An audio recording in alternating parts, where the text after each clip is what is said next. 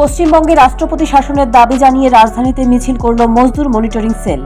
এই মিছিল রবীন্দ্র শতবার্ষিকী ভবন প্রাঙ্গণ থেকে শুরু হয়ে রাজধানীর বিভিন্ন পথ পরিক্রমা করে বটতলা এসে শেষ হয়। মিছিলে নেতৃত্ব দিয়েছেন শ্রমিক নেতা বিপ্লব কর।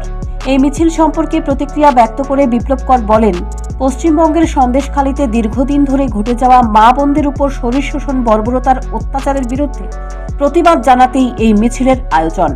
রাজ্যের মাতৃশক্তি অত্যাচারীদের আইনি শাস্তির দাবিতে রাজপথে নেমেছেন।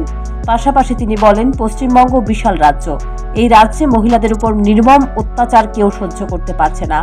আক্রান্তরা পুলিশের দ্বারস্থ হলেও পুলিশ তাদেরকে সাহায্য করছে না। তাই অবিলম্বে পশ্চিমবঙ্গে রাষ্ট্রপতি শাসনের দাবি জানিয়েছে মজদুর মনিটরিং সেল। মজদুর মনিটরিং সেলের মাতৃশক্তিদের আজকে এক বিক্ষোভ মিছিল।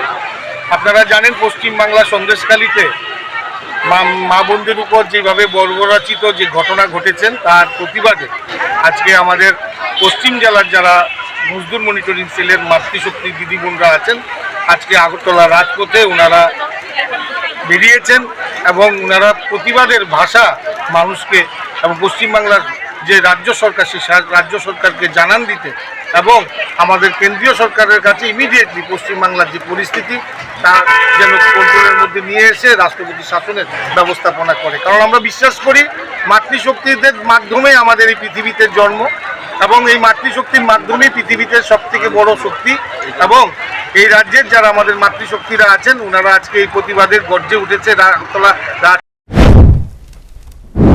মজদুর মনিটরিং সেলের এই মিছিলে পশ্চিম ত্রিপুরার বিভিন্ন মহকুমা থেকে মহিলারা অংশ নিয়েছেন। মিছিলে উপস্থিত ছিলেন বিবেকানন্দ বিচার মঞ্চের সম্পাদক Tapan Das. Bureau report, news prime Tripura.